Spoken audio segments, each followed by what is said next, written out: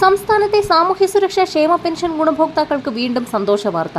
ഫെബ്രുവരി മാസത്തിലെ പെൻഷൻ വിതരണം സംസ്ഥാനത്ത് ഇന്നു മുതൽ കൈകളിലേക്കും സജീവമായ സാഹചര്യത്തിലാണ് ഗുണഭോക്താക്കൾക്ക് വീണ്ടും ആശ്വാസ വാർത്ത എത്തിയിരിക്കുന്നത്. സോഷ്യൽ ഓഡിറ്റിംഗിന്റെ ഭാഗമായി വലിയൊരു വിഭാഗം അനർഹർ പെൻഷൻ പട്ടികയിൽ നിന്ന് പുറത്താക്കപ്പെടുമെങ്കിൽ പോലും അർഹരായ ഗുണഭോക്താക്കൾക്കുള്ള ആനുകൂല്യ വിതരണം സംസ്ഥാനത്ത് കുടിശ്ശിക തീർത്ത് വിതരണം ചെയ്യുന്നതിലേക്കായുള്ള നടപടികൾ സംസ്ഥാന സർക്കാരിന്റെ ഭാഗത്തു നിന്നും ആരംഭിക്കുകയും പെൻഷനും മറ്റ് ആനുകൂല്യങ്ങളും വിവിധ മേഖലകളിൽ കുടിശ്ശികയായി കിടക്കുന്ന ആനുകൂല്യങ്ങളും നിർമ്മാണ തൊഴിലാളി മേഖലകളിൽ ഉൾപ്പെട്ട സാമ്പത്തിക ധനസഹായങ്ങൾ വിവിധയിനം ഇൻഷുറൻസ് സ്കീമുകൾ എന്നിവയിലേക്കും കൂടി തുക അനുവദിക്കുന്നതിന്റെ ഭാഗമായി സംസ്ഥാന സർക്കാർ കേന്ദ്രത്തോട് കൂടുതൽ വായ്പാനുമതി തേടിയതിനു പിന്നാലെയാണ് ആശ്വാസ വാർത്ത എത്തിയിരിക്കുന്നത്.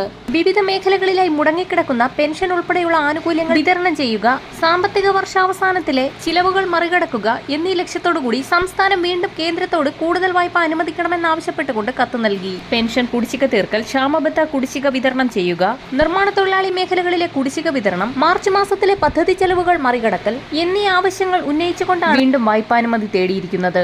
സംസ്ഥാനത്ത് നിലവിൽ 3 മാസത്തിലെ സാമൂഹ്യ സുരക്ഷാ പെൻഷൻ കൂടി കുടിശ്ശികയായിട്ടുണ്ട്. തനത് മാസത്തിലെ പെൻഷൻ തുക വിതരണത്തോടൊപ്പം കുടിശ്ശിക വിതരണവും സംസ്ഥാന സർക്കാരിന്റെ ഭാഗത്തു നിന്നും ആരംഭിക്കുന്നു എന്നുള്ള ധനമന്ത്രിയുടെ അറിയിപ്പാണ് ഈ മണിക്കൂറുകളിൽ പുറത്തു വന്നിരിക്കുന്നത്. കൃത്യമായ സമയത്തിനുള്ളിൽ രേഖകൾ സമർപ്പിച്ചവർക്കും സോഷ്യൽ ഓഡിറ്റിംഗിൽ നിന്നും പുറത്താക്കപ്പെടാതെ ലിസ്റ്റിൽ നിലനിൽക്കുന്ന ഗുണഭോക്താക്കൾക്കുമാണ് ഇനിയുള്ള പെൻഷൻ തുകയ്ക്കും കുടിശ്ശികയ്ക്കും അർഹതയുള്ളത്. കുടിശ്ശികയായിരിക്കുന്ന 3 ഗഡു പെൻഷൻ തുക വിവിധ ഘട്ടങ്ങളിലായി വിതരണം ചെയ്യുമെന്ന് ധനമന്ത്രി കെ.എൻ. ബാലഗോപാൽ വാർത്താ സമ്മേളനത്തിൽ വ്യക്തമാക്കി. ഫെബ്രുവരി മാസത്തിലെ പെൻഷൻ തുക വിതരണം മാർച്ച് 3 അവസാനിക്കുകയും വിതരണം ചെയ്യാതെ അവശേഷിക്കുന്ന തുക തിരികെ പെൻഷൻ ലിമിറ്റഡ് കമ്പനിയുടെ അക്കൗണ്ടുകളിലേക്ക് ട്രാൻസ്ഫർ ചെയ്യപ്പെടുകയും ചെയ്യുന്നതാണ്. ഇതോടൊപ്പം തന്നെ സാമ്പത്തിക വർഷം മുതൽ ഗുണഭോക്താക്കൾക്ക് 3 ഘട്ടങ്ങളിലായി 3200 രൂപ വീതം കുടിശ്ശിക പെൻഷൻ ഉൾപ്പെടെ വിതരണം ചെയ്യുമ്പോൾ സോഷ്യൽ ഓഡിറ്റിംഗിന്റെ ഭാഗമായി പുറത്താക്കപ്പെട്ട ഗുണഭോക്താക്കൾക്ക് കുടിശ്ശിക തുകയിലും തുടർന്നുള്ള പെൻഷനിലും അർഹതയുണ്ടായിരിക്കുകയില്ല.